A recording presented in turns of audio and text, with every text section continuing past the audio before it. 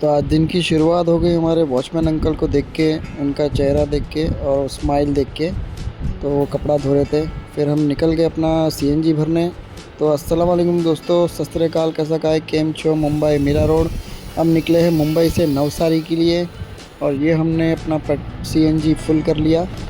फिर हम निकल गए हाईवे की तरफ और जैसे ही हम हाईवे बढ़े तो यहाँ पर ये जो कश्मीरा का फ्लाईओवर है वहाँ पर अच्छा काम डांबर का चल रहा था, जो स्क्रैच करके रखते हैं फिर बाद में डांबर चढ़ाते हैं। बाइक के लिए थोड़ा रिस्की होता है तो ज़रा संभाल के चलना भाई।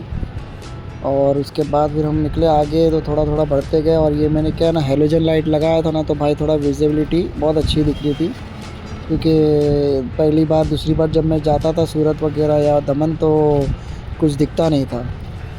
फिर क्या अंकल बात कर रहे थे कि रास्ता कैसा है, अच्छा है, और ये सब जो लाइट्स रेडियम लगा दिया गया है बहुत अच्छा है। फिर जैसे ही हम आगे बढ़े तो अपना आ गया पहला टोल विरार का। विरार क्रॉस करने के बाद जब ये आता है पहला टोल आता है। और वैसे हमें तो कुछ देना होता नहीं है क्योंकि थ्री व्हीलर ऑटो रिक्शा को कुछ है नहीं, तो इसीलिए हम बेफिक्र लेफ़्ट से अपना निकल गए, जिनके लिए रास्ता बना रहता है बाइक और ऑटो के लिए। तो अंकल मस्ती कर रहे थे कि अपने को टोल लगेगा क्या भाई साहब, और मस्ती करते रहते। तो मैंने कहा नहीं अंकल, अपना तो एक्सप्रेस गाड़ी है, अपने को कोई रोकेगा नहीं, नो टोल।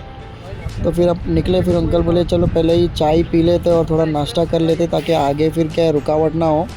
तो मैंने भी सोचा हाँ चल कर लेते। चाय वैसे मैं ज़्यादा पीता नहीं, पर अंकल रहते हैं ना तो वो पिलाते ही है और नाश्ता वगैरह कराते ही है। तो हमने फिर यहाँ पर रुक के, एक यहाँ टोल क्रॉस करते ही एक आता है बहुत अच्छा वड़ा पाव और चाय बनाते हैं ये लोग। तो हम यहाँ पर रुके और नाश्ता वगैरह करके फिर तुरंत वैसे ही जल्दी से 10-15 मिनट में निकले बिकॉज जल्दी पहुँचना था। और ये देखिए वजह यही है कि ट्रैफिक अचानक कहीं भी मिल जाता है। और ये वो ब्रिज है, हम बारिश में एक बार गए थे, यहाँ पर पानी अच्छा खासा फ्लो चल रहा था और हमारी गाड़ी उस टाइम बंद पड़ गई थी ऑटो, क्योंकि सेंसर की थी तो ऑटो में पानी गया था।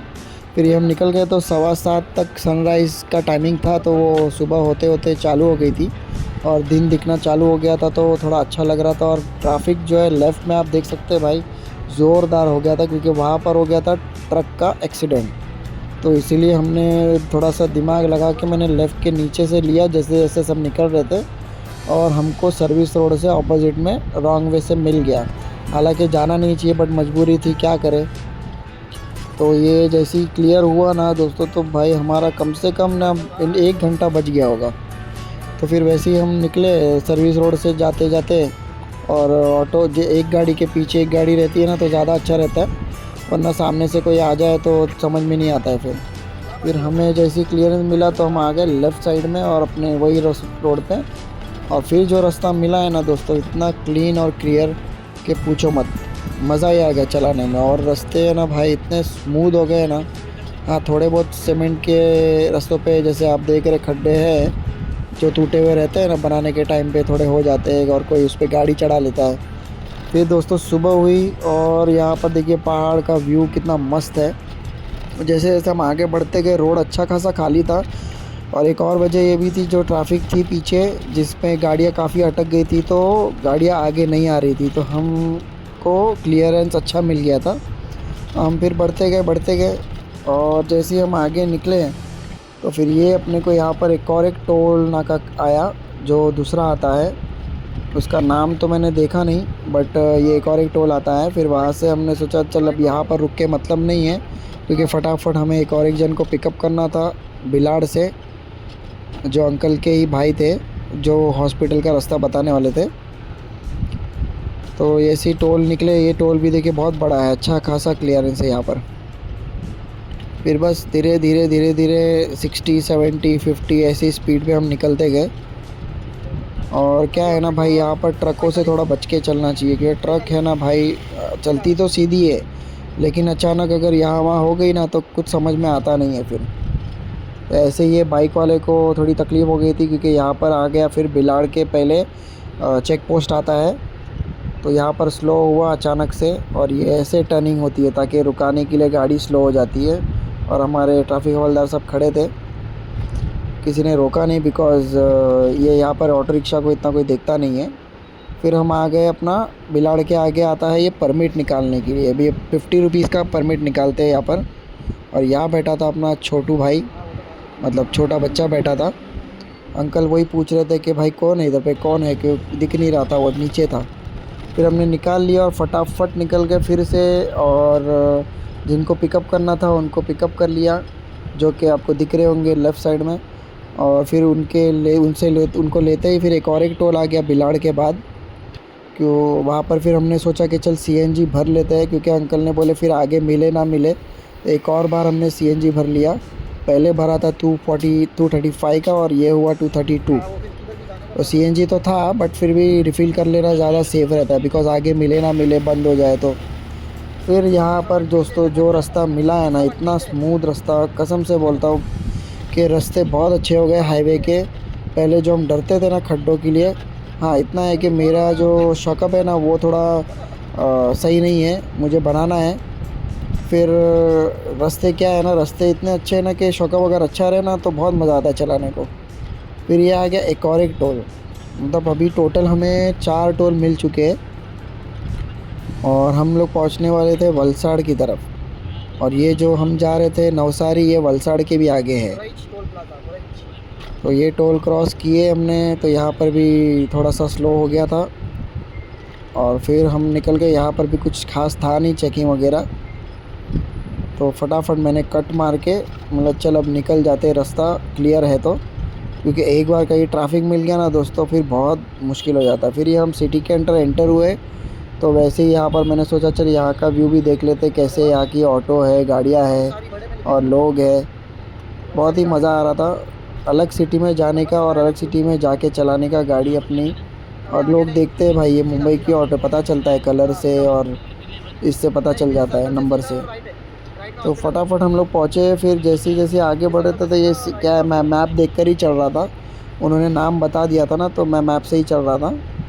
मैप क्या है, इजीली फटाफट बता देता। और आजकल मैप बहुत बहुत मतलब बहुत फ़र्क पड़ जाता है मैप से। तो जैसे हम आगे बढ़े तो अपने को जैसे ऑलमोस्ट अपना हॉस्पिटल पहुंच ही गए थे। यहाँ पर ये मैडम थोड़ा सा स्लो हो गया अचानक। मैंने बोला नहीं भाई, यहाँ पर अगर ठोक दिया ना तो लेने के देने पड़ जाएंगे। बट नहीं, वो भी वही जा रहे थे और हम भी आ गए हॉस्पिटल के पास। और ये आ गया अपना लेफ़्ट में हॉस्पिटल। तो मैप ने मतलब परफेक्ट रास्ता बताया था। तो मैंने सोचा चलो अंदर ही घुसा देते, बट नहीं, वहाँ पर अलाउड नहीं था। मैंने बोला चलो आगे पार्किंग करता, आप लोग उतरो, मैं पार्क करके आता हूँ। थोड़ी अंगड़ाई लिया मैंने, उसके बाद हॉस्पिटल के अंदर आया। दोस्तों यहाँ पर देखो क्या मस्त हॉस्पिटल है यार, मतलब सर्विस भी अच्छी है, प्राइवेट है आई थिंक। और सर्विस भी, हॉस्पिटल के नर्स बहुत अच्छे पोलाइट है। और जो काउंटर पे बैठते हैं वो भी बहुत अच्छे हैं। सब गुजराती में बात कर रहे थे, बट हम हिंदी में बात कर रहे थे तो वो भी हिंदी में बात करने लग गए फिर, क्योंकि उनको पता था मुंबई से आए हैं। हालांकि अंकल दोनों को आती थी गुजराती, तो वो बात कर रहे थे, तो मैं ज़्यादा कुछ बोल नहीं रहा था। और यहाँ पर जो आप देख रहे होंगे, यहाँ पर चेकअप वगैरह बहुत ही अच्छी तरीके से हो रहा था।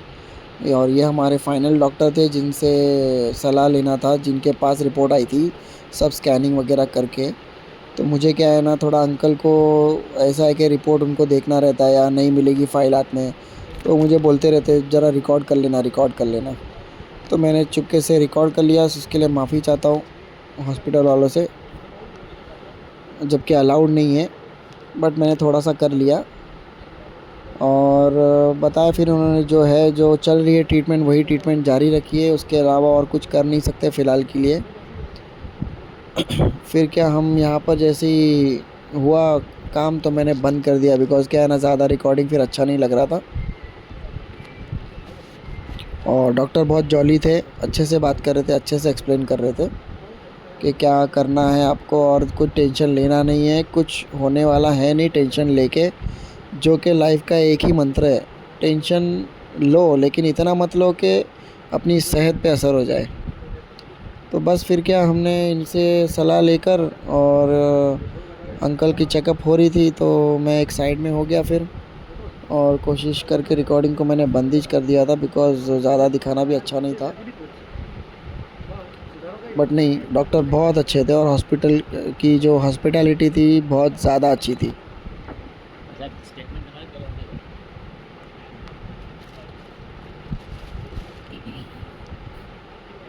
और फिर क्या, बस हम निकल गए अपने रिटर्न घर की तरफ। और वहाँ से फिर जब हम निकले तो हमने खाना वगैरह खाया, वो मैंने रिकॉर्ड नहीं कर पाया बिकॉज़ क्या है ना, वो दूसरे अंकल जो थे वो देख रहे थे तो इसीलिए अच्छा नहीं लग रहा था। तो मैंने वहाँ का कुछ रिकॉर्ड नहीं किया, बट हमने एक नॉनवेज होटल ढूंढ के फिर वहाँ पर खा लिया था। फिर हम निकले, बस ये आते आते ऑलमोस्ट 7 बजने आ गया था, तो अंधेरा यहाँ भी हो गया था रिटर्न में। बट अच्छा ये हुआ कि हम लोग जल्दी पहुँच गए, क्योंकि जब रिटर्न आते ना दोस्तों, ठंडी इतनी लगती है ना कि जिसका कोई हिसाब नहीं है। और अंकल ने लिए नहीं थे जैकेट, तो मैंने उनको बोला मेरा जैकेट पहन लो, बट वो मना किए, बोले मुझे ठंडी नहीं लगती है। और इतना लंबा बैठना, भाई अंकल को सैल्यूट है, क्योंकि पीछे आगे बैठ के चलाना तो थोड़ा इजी हो जाता है, बट पीछे बैठना बहुत डिफ़िकल्ट हो जाता है भाई। कमर की बैंड बजती है, क्योंकि मेरा शॉकअप भी सही नहीं था, फिर भी मैं बहुत आराम से ले रहा था। तो जैसे ही हम फिर आगे आने लगे तो ये हम लोग ऑलमोस्ट टोल नाका आई थिंक क्रॉस करने आ रहे थे, और धीरे धीरे मैं कैसे करके ले रहा था। फिर हमने ज़्यादा होल्ड किया नहीं बिकॉज़ रुकना कुछ मतलब नहीं था, खाना हम खा चुके थे। और ज़्यादा मैं खाता नहीं ट्रैवलिंग के वक्त, क्योंकि क्या है फिर चलाने होता नहीं है, और क्या है उल्टी जैसा हो जाता है, और नींद नहीं मिलेगी अगर तो और तकलीफ़ हो जाती है। क्योंकि हम निकले थे 4 बजे से, उठ गया था मैं आज।